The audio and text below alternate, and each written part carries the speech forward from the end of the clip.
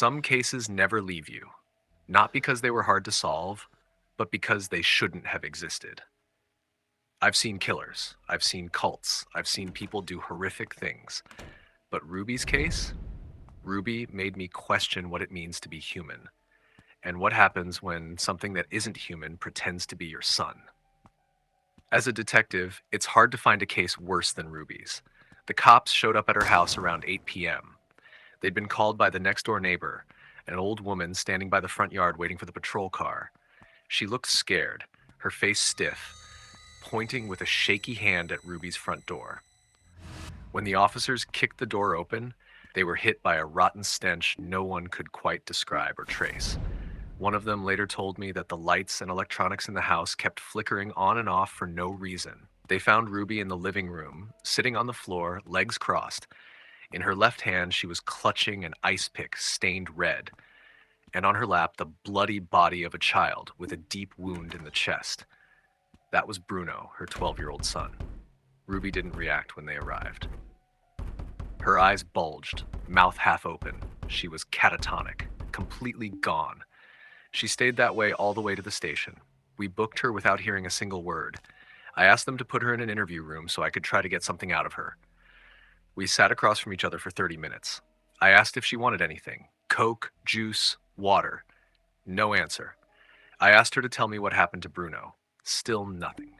She kept staring at the wall, silent. I left her there for a while and grabbed some coffee to figure out my next move. Everything pointed to her killing her kid, but the reason? That was still foggy. I had a feeling there was more to it. Her family was in shock when we called. Everyone said Ruby had always been a devoted single mom. The neighbor who called the cops told us she often watched the kids while Ruby worked and had never seen anything weird. Then my partner walked into the break room. Steps quick and clumsy, typical rookie energy. I called the coroner. They'll run the preliminary exam on the body in a few hours, just like you asked, he said, waiting for me to pat his back or something. I thanked him and was about to leave when he called me again, uneasy. But isn't this a waste of time? Looks like the woman went mad, some kind of psychosis or whatever. I told him that, yeah, it looked that way, but I still wanted the preliminary report. We needed to rule out any other cause of death. It was a small town, and we had to rely heavily on the one coroner we had. I went back to the interview room, pretty much ready to have her transferred to holding. Maybe a shrink could shed some light the next day. But to my surprise, Ruby had changed her posture. She was now leaning forward, shoulders pressed on the table, her nails dug into the metal surface like she was anxious. "I had to stop him before it happened," she said. First words I heard from her all night. "What happened?" I asked. "I had to stop him before he became like his brother," she said, voice shaky and rough. "Before he became like Brady." "What does Brady have to do with Bruno's death?" I pressed, excited to finally get something. She didn't answer right away. She just lowered her head like she was about to cry. "You have to kill Brady too," she continued, "or he'll come for his brother." Brady was the missing piece. Ruby's other son, the older one, 15 years old. The family said he was quiet but troubled, had been caught in fights at school more than once, and teachers had plenty of complaints about his behavior. He wasn't home when the cops arrived. We'd been trying to reach him for hours with no luck. I asked Ruby again to tell me what she knew, told her to help us find the boy. She just leaned back in the chair and went back to that blank stare. I cleared her for transfer to holding. At that point, I was convinced she'd snapped. Part of me just didn't want to believe a mother could wake up one day and do that to her own son. I got in my car, feeling the drag of the night, and headed to the coroner's office.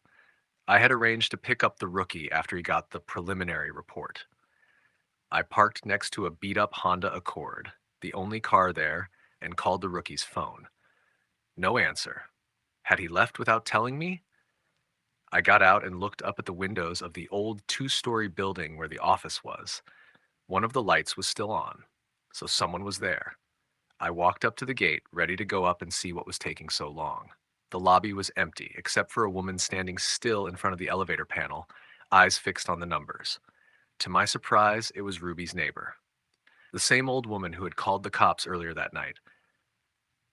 What are you doing here? I asked, confused. He came to get his brother, she answered, eyes still on the panel. They need to be together. I asked again, even more confused, but she gave me the same answer, repeating the thing about a brother. Was she talking about Brady? I left her speaking with herself and headed for the elevator. My hand kept brushing against the Glock on my hip. The hallway on the second floor was dark, and something about the air felt wrong. It was winter, freezing outside, but inside it had to be close to 90 degrees. The only light came from a bulb that kept flickering like it couldn't decide if it was alive or dead. I moved slowly toward the only room with the lights still on. The door was half open. I went in with my gun raised, following the stench of rot, a smell like sulfur. It was suffocating. I took a few steps in, hyper aware, until I stepped on something sticky. I pointed the gun down and saw a sight I hoped to forget someday, and I must have seen over 100 homicide scenes. I was standing on part of the rookie. Couldn't even tell which part. His body was twisted, limbs ripped off or crushed, like he'd been hit by a train. In the corner, I spotted the coroner's body, torn apart the same way. I froze, trying to figure out what the fuck. Then I heard footsteps behind me, coming from the hall. Instinct took over. I raised my gun and shouted for whoever it was to freeze. Standing in the doorway was a skinny kid, long hair, black hoodie. Brady. I recognized him from the photos. He was holding Bruno's pale, lifeless body. This is where my story always falls apart. I've tried explaining it to other detectives, to the reporters who came after, but it's hard to put it into words. When Brady looked me in the eyes, I saw a blackness so deep it felt like it could swallow me whole, like staring into a midnight ocean during a storm. It lasted a second, maybe less, but I knew right then that this wasn't a kid. It was a monster, still wearing the pale skin of a boy. Something was inside him. And when his eyes locked on mine, I just stood still. My arms dropped, my legs stopped working. I could barely breathe. Brady walked away toward the elevator like nothing happened, and I stood there, useless, for what felt like forever. When I finally snapped out of it, I ran to the window and saw Brady in the parking lot. He was putting Bruno's body in the backseat of the Honda Accord. Then he got in the car and the old woman drove him away.